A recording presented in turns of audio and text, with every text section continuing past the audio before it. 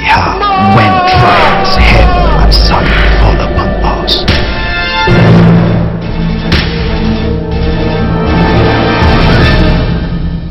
When adversity takes the place of prosperity.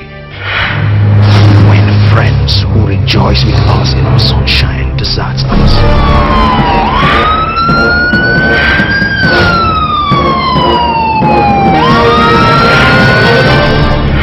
When trouble thickens around us, still will she cling to us and endeavor by her kind precepts and counsels to dissipate the cloud of darkness and cause peace to return to our hearts. Allah ga ɗana zai fita da ikonka cikin ƙoshin lafiya. Allah ka ba shi nasara a cikin dukkan al'amarin kasuwancinsa. Ever scintillating and sensational, General B.M.B proudly presents with its debut, Mahaifiyata. وَقَدَ رَبُّكَ أَلَّا تَعْبُدُوا إِلَّا إِيَّاهُ وَبِالْوَالِدَيْنِ إِمَّا يَبْلُغَنَّ عِندَكَ الْكِبَرَ أَحَدُهُمَا أَوْ كِلَاهُمَا فَلَا تَقُل لَّهُمَا أُفٍّ وَلَا تَنْهَرْهُمَا وَقُل لَّهُمَا قَوْلًا كَرِيمًا. Your Lord has enjoined you to worship none but Him and to be good to parents. If either or both attain old age while living with you, never say to them any word expressive of disgust or dislike, nor reproach them with your actions. Rather, address them with kind and respectful words. Akwai kuma wani abu da yake so a miki bayan wannan? Ka bari sai gobe mana. Tun da kina da bukata, ai mun addu'a zan fara daga yanzu. Saboda واخفض لهما جناح الذل من الرحمة وقل رب ارحمهما كما ربياني صغيرا. And be humble and tender to them and say, Lord, show mercy to them as they nurtured me when I was small. thank you. Let me have sake huta. Ka aske ka ganci. Beware of double-faced and double-tongued. They give an impression of affection and pretend to be sincere and sympathetic, while in their hearts they harbor an opposite feelings. Wato kai abin da na fahimta da kai irin mutanen nan ne waɗanda suke kashe mutane suke amfani da wani sassa na jikinsu domin biyan bukata.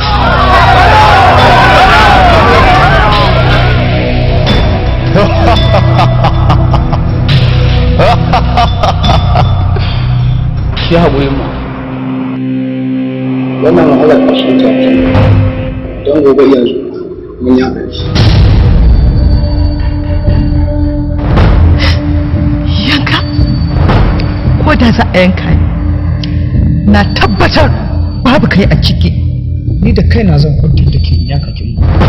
Duk zaman da ke a gidana kallon kuɗi nake miki. Inna lillahi wa inna ilaihi raji'un.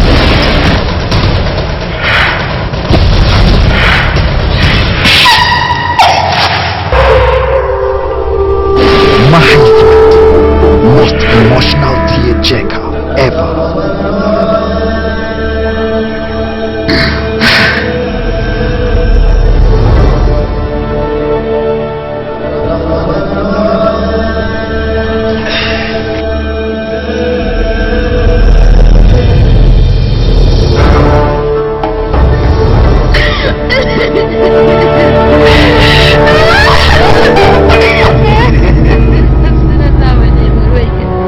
The utmost power and performance of the living legend the indelible performance of the efficacious talent of present time Fadila Mohammed, the natural talent of the old-time hero Ladi Mohammed, and the proficiency of Sani Swifichu as it strikes yours now.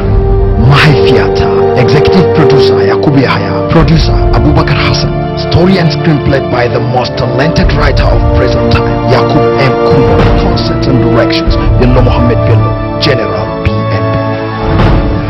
Bana son jin muryarka, bana son ganinka, na tsane ka, Allah sai ne albarka.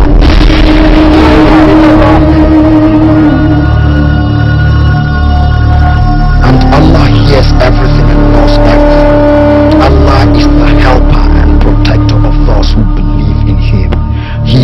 them out of the depth of darkness into the light.